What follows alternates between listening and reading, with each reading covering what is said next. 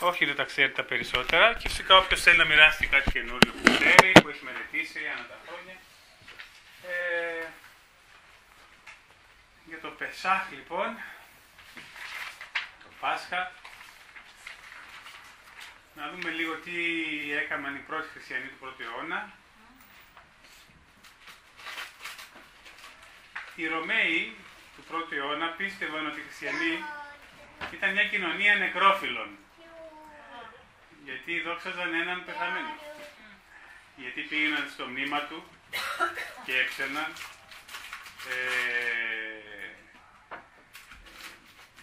Και γενικά υπήρχε αυτή η αντίληψη ότι ποτέ δεν αναστήθηκε.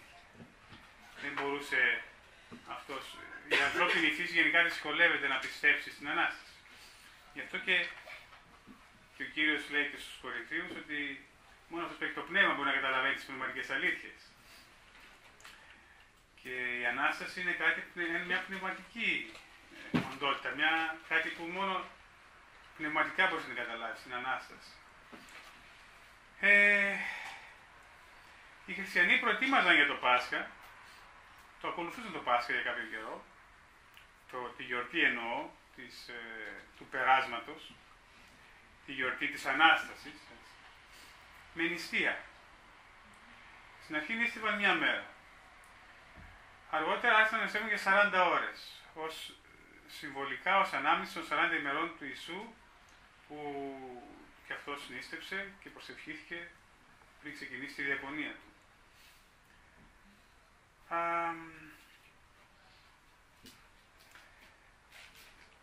Τώρα, σχετικά με τους χριστιανούς του πρώτου αιώνα, θα αναφέρω και λίγα πράγματα, πιστεύω θα μπορέσω να τα συνδέσω κάπως. Θέλω να μιλήσω για τη μετάνοια. Η μετάνοια ήταν μια διαδικασία που ήταν πολύ διαδομένη στην πρώτη Εκκλησία.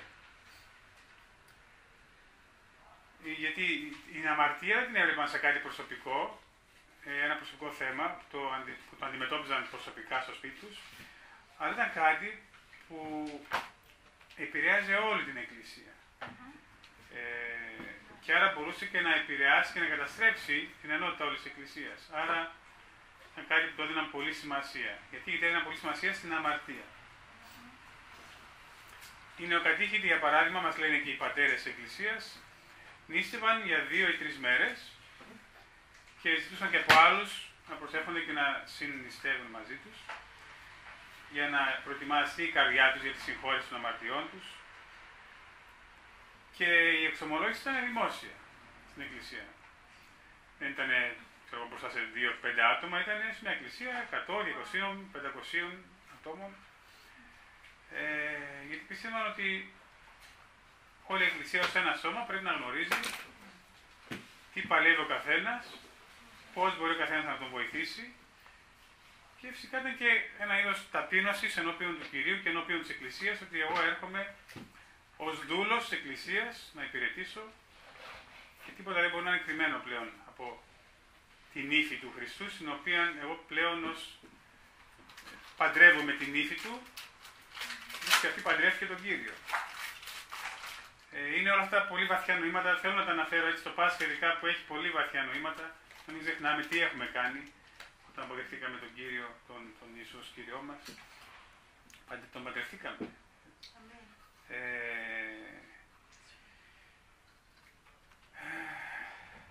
Και αυτοί που λένε ότι ο Ιησούς δεν παντρεύτηκε ποτέ, και όμως ο Ιησούς παντρεύτηκε την Εκκλησία. Άρα και εμείς, ακόμα και οι ανήπαντροι, είναι καλό να σκέφτονται παντρεύτηκε την Εκκλησία. Λοιπόν, τι άλλο να πούμε για την πρώτη Εκκλησία. Έχω πολλές πληροφορίες, απλά έψαχνα λίγο τις παραδόσεις και πώς συνδέθηκαν αυτές με το Πάσχα. Επίσης, για την κοινωνία.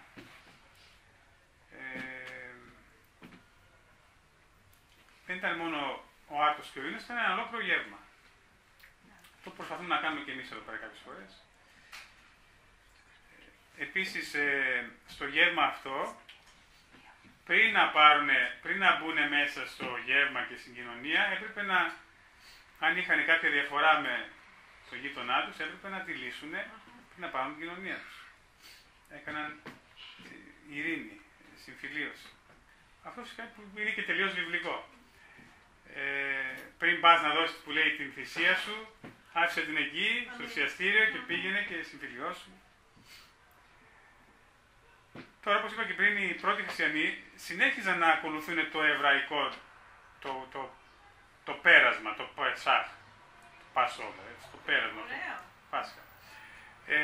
Φυσικά δεν γιόρταζαν το Πάσχα ως ανάμνηση του περάσματος της Αιγύπτου από την θάλασσα, έτσι, και από την αιχμαλωσία στην ελευθερία, αλλά το γιόρταζαν ως ανάμνηση των παθών του Ιησού, του αμνού του Θεού, που είχε χύσει το αίμα του για αυτούς.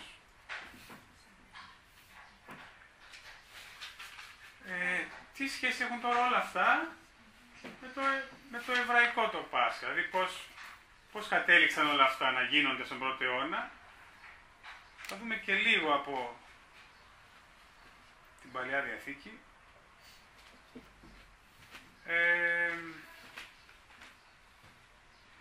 Από την πτώση ακόμα της ανθρώπινης φύσης, του ανθρώπου από το... Για λίγο να δούμε ποιος ήρθε. Της ανθρώπινης φύσης στον κήπο της Εδέν. Οι άνθρωποι είχαν πλέον ως γραπτό τους να είναι χωρισμένοι από το Θεό. Εξαιτίας ποιανού πράγματος? Της αμαρτίας. Το Πνεύμα του Θεού μεν είχε εκχυθεί πάνω στους πατριάρχες της πίστης, αλλά δεν είχε εκχυθεί πάνω στα πλήθη, πάνω στον απλό λαό, το λαοτζίκο. Τα Άγια των Αγίων επίσης, γεια σας, γεια σας. Επίσης τα Άγια των Αγίων στο ναό ήταν, όπως λέει και η λέξη, το πιο άγιο μέρος που υπήρχε εκείνη την εποχή. Λεγόταν τα Άγια των Αγίων. Πιο άγιο δεν υπήρχε. Και σε αυτό ποιοι μπορούσαν να διεισδύσουν? Μια φορά του χρόνου, ο Μέγας Ιερέας. Ναι. Ευχαριστώ. Μέσα στην τράπεζα, έτσι. Και γιατί το αναφέρω τα Άγια των Αγίων? Γιατί εκεί ήταν η παρουσία του Θεού. Η παρουσία του Θεού ήταν ή μέσα στα Άγια των Αγίων ή σε κάποιους συγκεκριμένους πατριάρχες που ο Θεός τους καθοδήγησε με το Πνεύμα Του.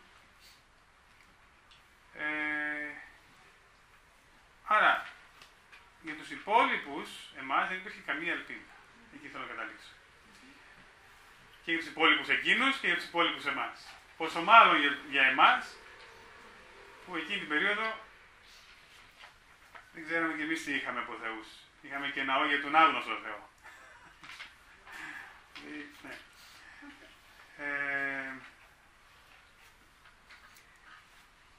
Τώρα, πώς επικοινωνούσε ο κόσμος με το Θεό και πώς συμβούνταν οι αμαρτίες του, αν...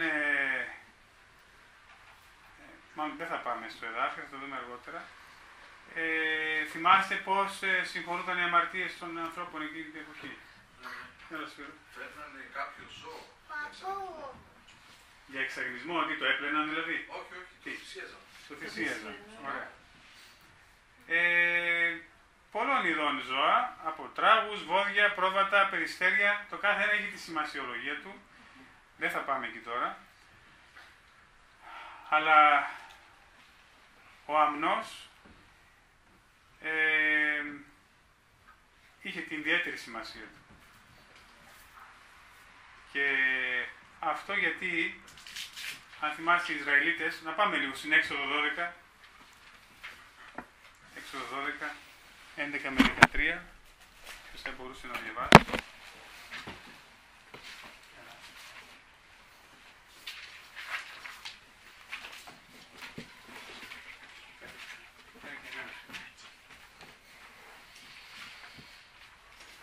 Έξοδο 12, 11 με 13, είναι κάποιος εκεί?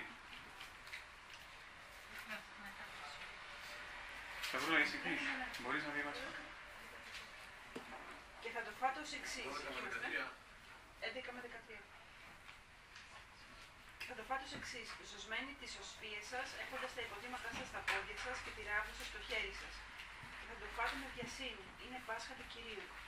Επειδή αυτή τη νύχτα θα περάσω μέσα από τη γη της Αιγύπτου και θα χτυπήσω κάθε πρωτότοκο στη γη της Αιγύπτου από άνθρωπο μέχρι κτήμα. Και θα κάνω κρίση εναντίον σε όλους τους θεούς της Αιγύπτου. Εγώ ο Κύριος. Και το αίμα θα είναι σε εσάς για σημείο πάνω στα σπίτια σας, στα οποία κατοικείτε.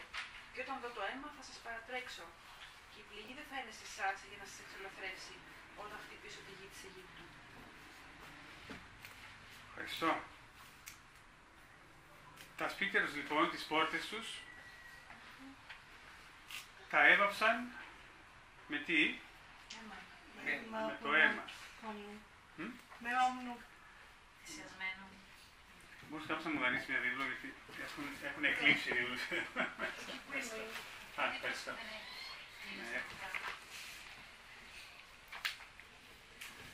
Ευχαριστώ.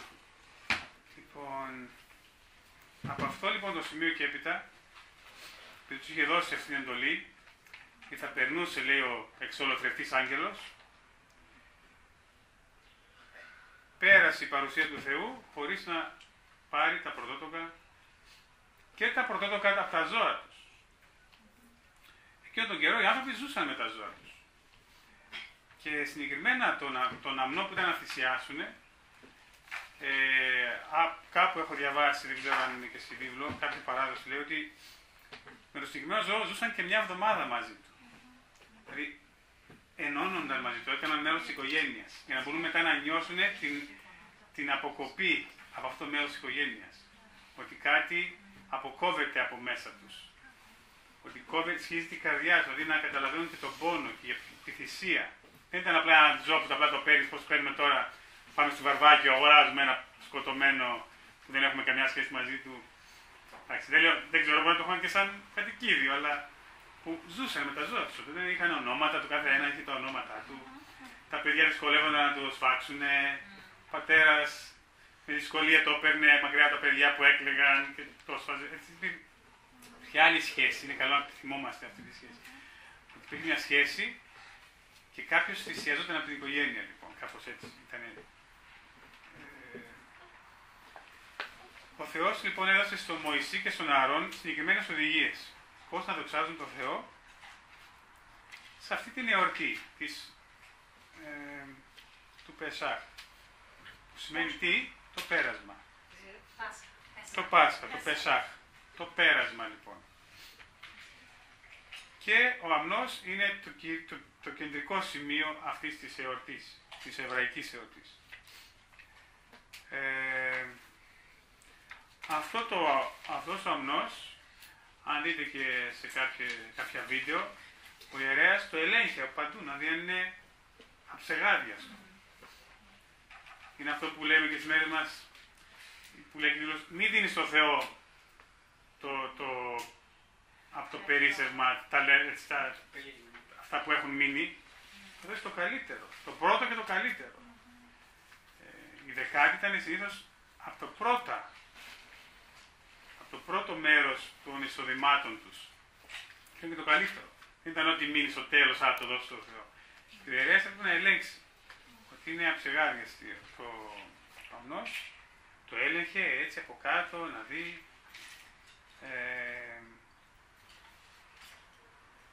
Υπήρχε λοιπόν έτσι μια παράδοση που σε έδαινε με αυτό το ζώο. Και πολλές άλλες ενδιαφέρον λεπτομέρειες, που όλες έχουν το νόημά τους, απλά για να μας θυμίσουν τον απόλυτο αμνό που είναι ο Ιησούς μας. Στον Ιωάννη 1.29, ο Ιωάννης μας υπενθυμίζει λοιπόν το πραγματικό νόημα αυτών των εορτών, των οποίων, όπως είπα, οι πρώτοι χριστιανοί το γιόρταζαν ακόμα για κάποιο καιρό. Πιστεύω για τους πρώτους κάποιους 2 αιώνες το γιόρταζαν.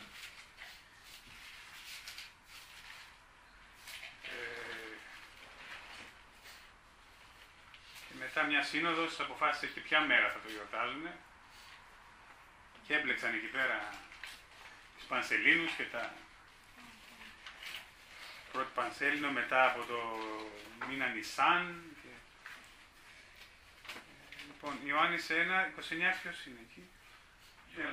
Ιωάννης 1, 29. Ευαγγέλιο δηλαδή. Ναι.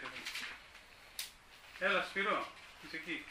Δυνατά λίγο, ναι. Την άλλη μέρα ο Ιωάννης βλέπει τον Ιησού να έρχεται προς το μέρος του και λέει αυτός είναι ο αμνός του Θεού. Παίρνει πάνω από την αμαρτία των ανθρώπων. Αμήν. Αυτός λοιπόν είναι ο αμνός που σφάζεται τόσο καιρό. Αυτός είναι που θα πάρει τις αμαρτίες μια για πάντα, όπως λέμε αργότερα και στους Εβραίους. Μια για πάντα έγινε η θυσία. Δεν θα ξαναχρειαστεί να ξαναγίνει. Όπως και μια για πάντα εμείς αποφασίζουμε να συσταυρωθούμε και συναναστηθούμε, όπως λέει ο Παύλος στους Ρωμαίους 6 με τον Κύριο, στο βάπτισμα, μια για πάντα γίνονται, φυσικά η μετάνοια είναι κάτι συνεχές, όπως και η πίστη είναι κάτι που πρέπει να συνεχίζεται, αλλά μια για πάντα πέθανε και συγχωρήθηκαν όλα σε αυτούς που τον αποδέχτηκαν ως Κύριο. Αυτό λοιπόν είναι το μήνυμα του Πάσχα. Κοιτάξτε, λέει, μας δίνει μια κατεύθυνση. Μην χαθούμε στις παραδόσεις. Κοιτάξτε, ο αμνός του Θεού που θυσιάζει για τις αμαρτίες όλων. Αυτό είναι, ναι, ο Χριστός. Είναι το μόνο νόημα που πρέπει να κρατήσουμε αυτές τις μέρες. Για να μην χαθούμε, γιατί οι παραδόσεις είναι πάρα πολλές. Όπως για παράδειγμα, σφάζεις το αρνί ή θες στην εκκλησία την Κυριακή το βράδυ, το Σάββατο το βράδυ. Κυριακή. Ναι. Μπες αυτές μέρες. Και μετά πας στα μπουζούκια. Δηλαδή, είμαστε σε μια παράδοση, σε μια χώρα που τα έχει μπερδέψει τόσο πολύ. Ας με ρωτάς κάποιον, γιατί σφάζουν το αρνί και δεν ξέρει ο κόσμος να σου απαντήσει. Δεν ξέρει. Ξέρει μόνο να καίει τον Ιούδα στα χωριά και να βάζει τις ευθύνες σε κάποιον άλλο. Να τα ρίχνουμε όλα. Όλοι οι χριστιανοί είναι άγιοι και ωραίοι και όλοι οι Εβραίοι είναι αυτοί που σάβωσαν τον Ιησού. Μην ξεχνάμε στις πράξεις Αποστόλων 2, ο Πέτρος λέει, όλοι εσείς και όσοι είχαν κατάνοιξη καρδιάς δέχτηκαν το λόγο του Πέτρου. Το ίδιο συνέχει στις μέρες μας. Όσοι μετανοήσουν και αποδεχτούν ότι εκείνος είναι ο Μεσσίας, τότε λέγανε ότι η αμαρτία του καθενός τον σταύρωσε. Δεν είναι μόνο οι Εβραίοι, μόνο ο Ιούδας. Έτσι είναι καλό να το θυμόμαστε για να μην νιώθουμε ότι είμαστε υπεράνω από άλλους λαούς και ότι είμαστε και από...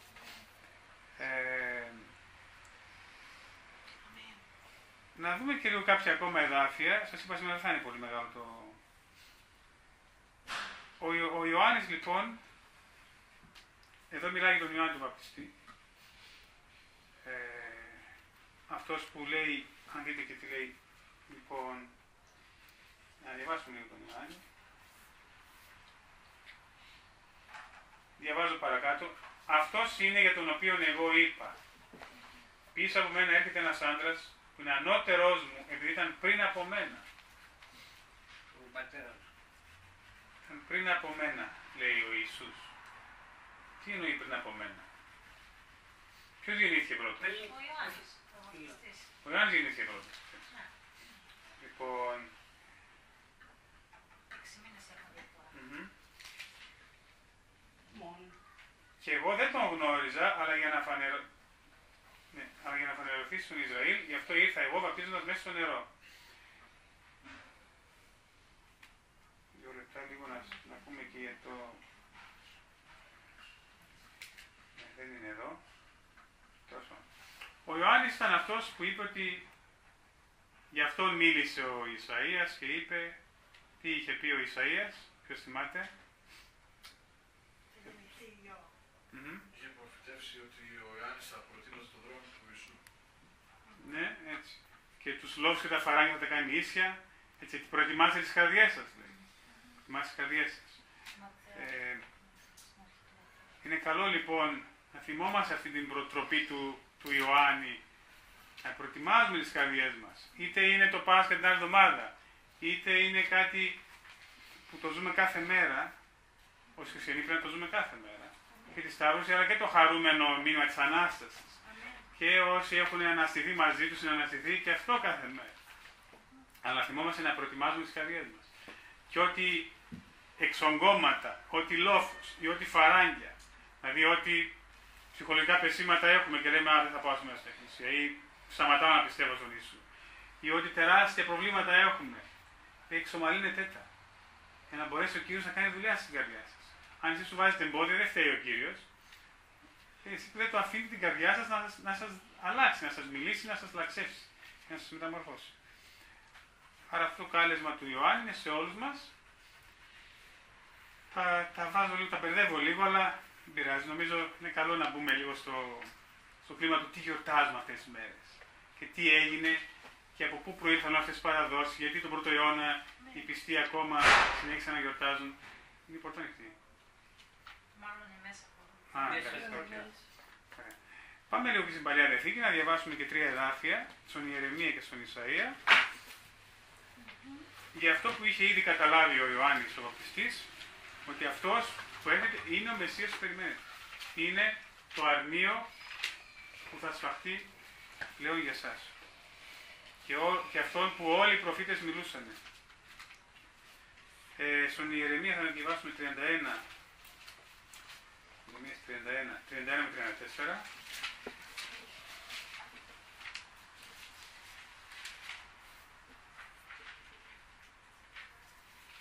Σπύρος θα μπορούσε. Το έχω στα αγγλικά. Α, έχεις αγγλικά. Ευχαριστώ.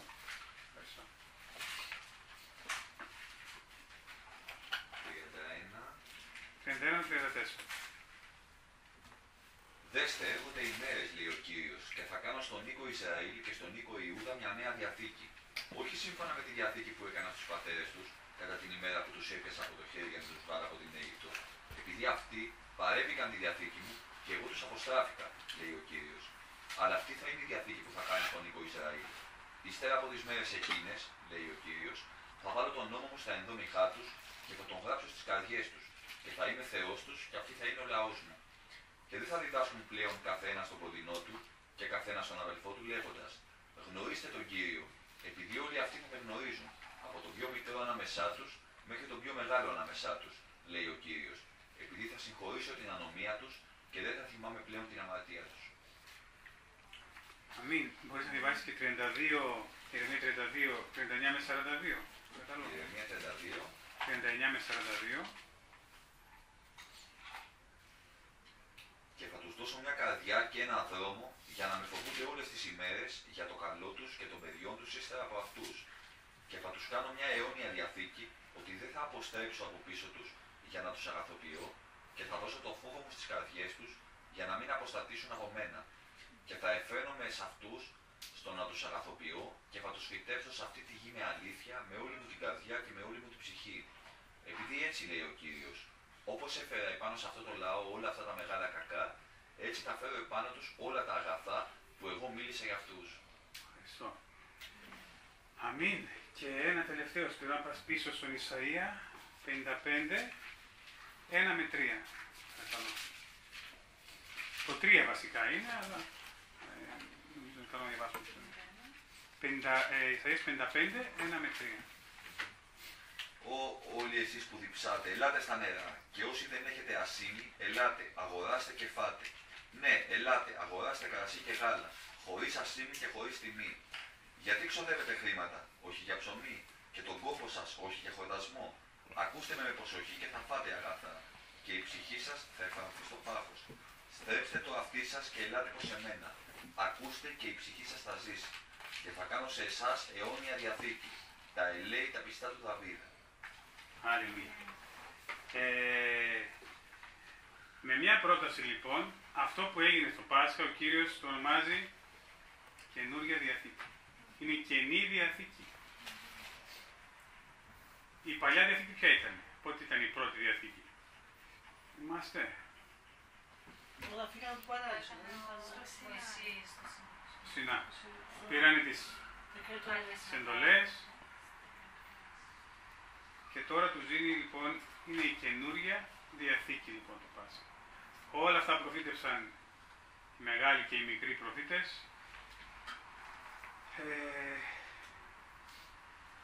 Ελάτε, τους λέει τώρα. Ελάτε, τι σημαίνει? Ότι δεν είναι ότι ο Θεός Ιησούς τώρα το έκανε και όλοι είναι σωσμένοι. Και σε όλους έχει πέσει πάνω η χάρη του, όλους έχει ξεπλύνει με το αίμα του. Υπάρχει ένα κάλεσμα αποδοχής. Δεν λέμε ότι θα κάνουμε έργα άξια της θυσίας του, απλά να αποδεχτείς την καινούργια Διαθήκη. Να ομολογήσεις δηλαδή, ότι ναι, τώρα αυτό το δέχομαι. Ως Διαθήκη δικιά μου με τον Κύριο. Ως Διαθήκη δικιά μου με την Εκκλησία του, με το σώμα του, με το λόγο του. Ελάτε λοιπόν και πού μας καλεί? Ελάτε ποιοι? Όχι εσείς που είστε θεραπευμένοι, όχι εσείς που δεν διψάτε, που τα έχετε όλα, που πιστεύετε ότι τα έχετε όλα. Εσείς πραγματικά νιώθετε ότι διψάω, δώσ' μου πνευματική τροφή. Έτσι. Όχι αυτοί που... Όχι αυτοί που έχουν ζήλο να μάθουν, να δουν και να έχουν μια σχέση με τον Θεό. Εδώ είναι το νερό. Τι θέλει να πει? Ότι υπάρχουν πολλά άλλα που μας γεμίζουν για λίγο στη ζωή. Αλλά αυτό είναι το ζωντανό νερό.